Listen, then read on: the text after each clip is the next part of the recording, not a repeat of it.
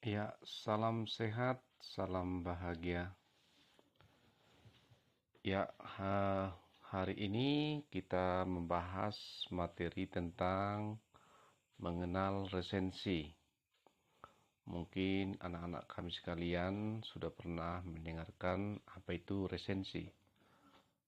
Ya, seperti yang kita lihat di tampilan ini, bahwa pengertian resensi itu merupakan tulisan yang isinya menimbang atau menilai sebuah karya yang dikarang atau dicipta orang lain. Jadi kalau misalnya kita katakan di sana menilai, berarti ada hasil karya orang lain, tentu kita di sana bisa dikatakan menilai hasil ciptaan orang itu. Ya, jadi itulah yang dikatakan pengertian awal dari resensi. Di mana resensi itu tentu ada manfaat yang mungkin bisa kita lihat di sini. Yang pertama, kita bisa melihat sebagai alat promosi buku yang baru diterbitkan. Artinya di sini, ibarat misalnya ada buku yang baru, bagaimana supaya buku itu dapat diketahui oleh orang lain, bagaimana kemampuannya, tentu inilah salah satu bagian promosi buku itu. Supaya nanti tentunya buku itu bisa dinikmati dan dibaca oleh orang lain. Dan yang kedua, manfaat dari resensi itu tentunya untuk mendapatkan keuntungan finansial. Seperti yang kita ketahui, kalau misalnya kita memiliki suatu hasil buku, tentunya kan buku itu kan bisa kita jual, bisa kita promosikan. Apabila misalnya orang itu sudah mengetahui apa kelebihan dari buku yang kita buat, tentu nanti keuntungan yang kita peroleh bisa berlipat ganda. Jadi itulah pemahaman dari manfaat dari resensi. Selanjutnya, manfaat resensi itu bagi penulis buku. Tentu ada 3 di sana. Yang pertama, sebagai bahan masukan bagi penulisan buku selanjutnya. Artinya, orang melakukan resensi, orang memberikan penilaian, tentunya juga itu merupakan masukan bagi orang yang buat buku itu. Ibarat reflektif atau refleksi. Jadi otomatis yang menciptakan buku itu untuk menciptakan buku yang berikutnya, dia akan bisa melihat apa yang menjadi kekurangan dan juga nanti diperbaiki untuk penciptaan buku selanjutnya. Dari yang kedua di sana adalah untuk mengetahui kualitas buku yang ditulis. Tentunya kita kan tidak mengetahui sebelumnya apakah buku yang kita ciptakan bagus atau tidak. Jadi kalau misalnya ada orang menilai buku kita, pastinya kita akan mengetahui, oh berarti kualitas buku kita itu bisa kita pahami apakah bagus atau tidak. Baru yang ketiga adalah tentunya untuk menambah pendapatan.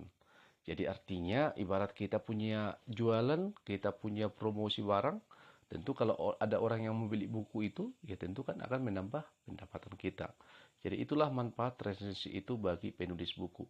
Selanjutnya ada manfaat resensi itu bagi pembaca. Sebagai contoh, misalnya kalau kita melihat ada buku yang sudah diresensi oleh orang lain, tentu kita ada keuntungan bagi kita nanti di saat kita membaca resensi itu. Apa manfaatnya? Di sini ada 5 yang bisa saya jelaskan. Yang pertama, mendapatkan informasi atau pemahaman yang cukup tentang isi sebuah buku. Baru yang kedua, mendapatkan pertimbangan apakah sebuah buku itu pantas mendapatkan sambutan dari pembaca atau tidak. Yang ketiga, mengetahui identitas buku yang patut untuk dibaca. Dan yang keempat, untuk mendapatkan bimbingan dari penulis resensi tentang buku yang pantas dibaca. Dan yang kelima, dapat memikirkan, merenungkan, dan mendiskusikan tentang fenomena atau problema yang muncul pada sebuah buku. Jadi artinya, setiap buku yang sudah diresensi oleh orang lain, kita bisa melihat apakah itu pantas atau tidak kita baca atau kita pelajari. Jadi dari sinilah menjadi dasar kita bagi pembaca. Sebelum kita melihat buku yang mau kita baca, kita lihat hasil resensinya, maka inilah keuntungan yang kita peroleh nantinya. Jadi, tentu kita bisa melihat dari kelima poin ini. Selanjutnya, di bagian prinsip-prinsip tentu ada prinsip dari dasar resensi. Yang pertama, otomatis tujuan pengarang buku. Yang kedua, tujuan meresensi buku. Yang ketiga, latar belakang pembaca. Dan yang keempat, memahami karakteristik media cetak yang memuatnya. Jadi pastinya setiap prinsip itu ada tujuan pengarang membuat buku itu. Baru ada juga tujuan mereka meresensi buku itu. Dan yang ketiga, apa yang menjadi latar belakang pembaca membuat dasar resensi tersebut. Dan yang keempat, bagaimana memahami karakteristik media cetak yang memuatnya. Ya, begitulah tentang prinsip dari dasar resensi. Selanjutnya, sebelum kita nanti melakukan suatu resensi, ada beberapa struktur yang harus kita pahami. Apa-apa saja struktur yang akan kita lakukan untuk membuat resensi itu, di sini ada 6 poin. Yang pertama, kita harus melampirkan apa judul resensi kita. Artinya, apa resensi judul yang akan mau kita buat. Terus yang kedua, apa sampul buku. Artinya buku itu apa sampulnya? Tentu nanti kita melihat apakah ketebalannya bagus, eh, warnanya sangat menarik. Jadi itu perlu juga kita nilai dari segi resensi juga ya. Dan yang ketiga adalah identitas buku. Kalau dikatakan identitas buku, mungkin di sana siapa nama pengarangnya, berapa jumlah halamannya, ya. Jadi cetakan keberapa dia, itu biasanya terlampir dalam buku tersebut. Jadi itu juga perlu kita perhatikan bagian identitas bukunya. Baru yang keempat adalah bagian pendahuluan. Apa yang perlu kita masukkan di bagian pendahuluan adalah inilah awal dari menilai secara umum dari tentang buku yang akan kita resensi. Jadi kita menggambarkan secara umum bagaimana kita melihat bagian-bagian buku itu apakah bagus atau tidak. Jadi ini hanya bagian pendahulu, artinya memaparkan secara umum dulu apa yang menjadi bagian resensi yang akan mau kita bahas. Baru yang kelima adalah isi resensi. Kalau dikatakan isi resensi ini tentu kita melihat apa yang menjadi kelebihan buku tersebut, apa yang menjadi kekurangannya. Jadi nanti kita jabarkan di situ, kalau misalnya dikatakan kelebihannya ini, harus kita paparkan dari segi apa? Apakah dari segi isinya yang menarik, ya? Apakah bahasanya yang sangat bagus? Ya tentu kita harus memaparkan di bagian isi ini. Jadi ini puncak dari resensi tersebut. Jadi kita harus melihat, harus mengkaji betul-betul apa yang perlu kita resensi di sana. Ya, jadi pastikan di sini yang paling sering dipaparkan adalah tentang kelebihan dan juga kekurangan dari buku tersebut. Baru yang keenam adalah penutup. Kalau dikatakan penutup itu adalah bagian simpulan dari hasil resensi kita. Nah, contohnya tadi yang sudah dipaparkan di atas tadi, ya kita apakah pantas buku ini dibaca atau tidak, seperti itu. Jadi itulah bagian dari penutup itu. Jadi ini harus kita ingat, ya harus kita ingat poin yang keenam ini, bahwa yang keenam inilah poin-poin yang akan kita buat dalam saat kita nanti melakukan resensi. Oke, yang selanjutnya ada penjelasan di sini tentang judul pada struktur resensi. Yang pertama di situ apa yang perlu kita berikan penilaiannya? Yang pertama judul harus menggambarkan buku yang diresensi. Jadi kita jangan kita gambarkan sebuah buku padahal tidak sesuai dengan judulnya. Itu salah. Jadi pastikan bahwa pada identitas yang sudah kita bahas tadi bagian struktur itu kita harus memahami bagaimana kita menggambarkan sebuah buku itu berdasarkan dari judul yang kita lihat pada buku yang mau kita resensi ya. Baru yang kedua adalah judul resensi juga harus menarik. Pastikan bahwa kamu pada saat misalnya kamu memberikan penilaian terhadap buku seseorang, kamu harus memaparkan judul resensinya. Kenapa harus menarik? Ya tentu supaya nanti orang tertarik. Oh, ini yang diresensinya apa? Seperti itu. Jadi kita tentu harus memahami tentang judul itu harus memang betul-betul menarik. Baru yang ketiga, judul resensi itu diharapkan akan sesuai dengan isi ulasan resensi. Ya, tentu ya. Kenapa saya katakan di sini yang ketiga judul resensi diharapkan akan sesuai? Ya jelas. Sesuatu yang akan kita resensi, sesuatu yang kita nilai harus kita jabarkan mulai dari awal, pertengahan sampai dengan harus sesuai. Harus sesuai dengan pemaparan yang pada pendahuluan, isi dan juga pada penutup itu. Jadi kita jangan berlompat-lompat ya, supaya nanti orang, oh berarti hasil resensi ini sangat bagus sekali. Seperti itu ya. Ya, selanjutnya di saat kita melakukan identitas buku pada struktur resensi, tentu ini bisa menjadi pedoman kita ya. Inilah bisa dikatakan bagian-bagian identitas yang tentunya hampir sama dengan bagian struktur tadi.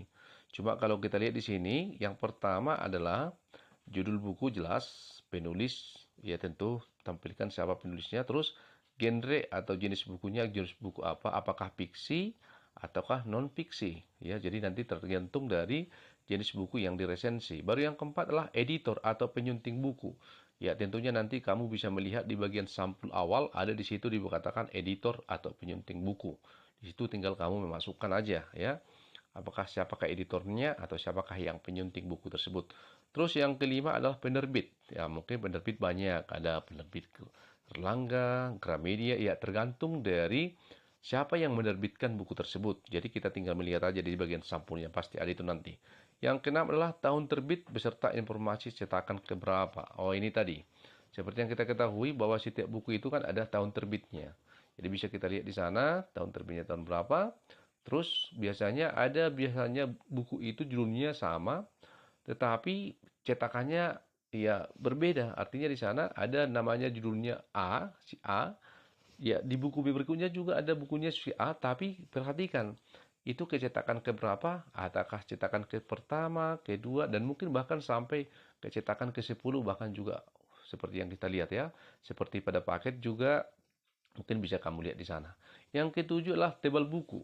Ya, kalau tebal buku itu bisa kita lihatlah di sana. Ada dipaparkan, ada sebagian tebal bukunya 102 halaman, 240 halaman. Nah, itu biasanya. Kamu tinggal melihat saja di sana. Baru yang keenam adalah harga buku. Iya. Jadi biasanya ada memang harga standar buku yang ditampilkan pada sampul bukunya ya, atau mungkin di halaman pertama ada itu. Terus ISBN, artinya di sana adalah siapa yang menerbitkan, artinya adakah persetujuan dari penerbit, eh, pengetahuan dari pemerintah ya. Jadi ini biasanya adalah lisensi dari pemerintah, ISBN ya. Ya, jadi itu otomatis apakah itu sudah diterbitkan oleh ISBN atau tidak. Jadi biasanya memang kalau buku yang kita baca baik fiksi maupun non fiksi biasanya itu berhubungan dengan ISBN. Ya, selanjutnya kita lihat di sana pada saat kita nantinya melakukan resensi ada pendahuluan pada struktur itu.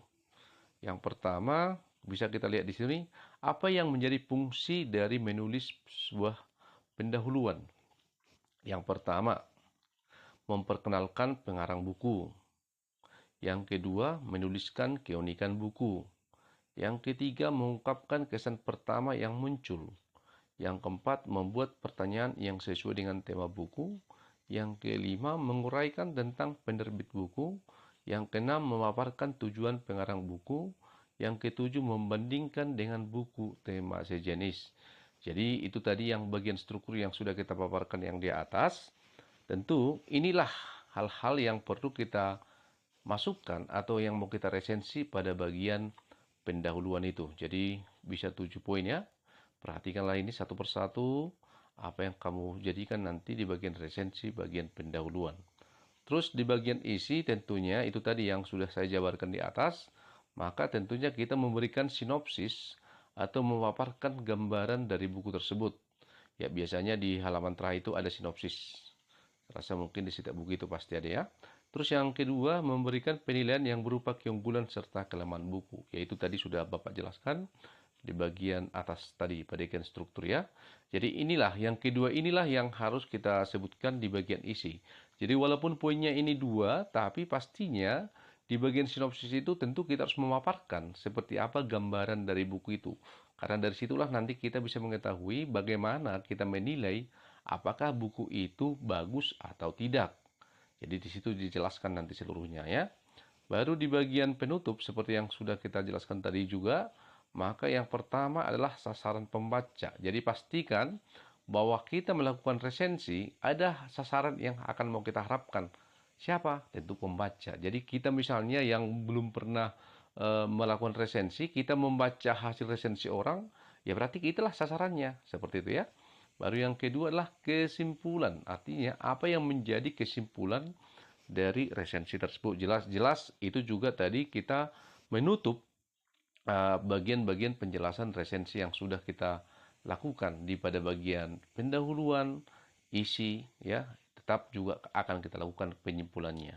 Jadi inilah cara kita bagaimana kita untuk melakukan atau membuat suatu resensi buku. Ya, semoga apa yang saya jabarkan bisa kamu pahami, dan tentunya inilah salah satu kita cara bagaimana kita untuk melakukan resensi buku. Selamat membaca, selamat mempelajari. Terima kasih.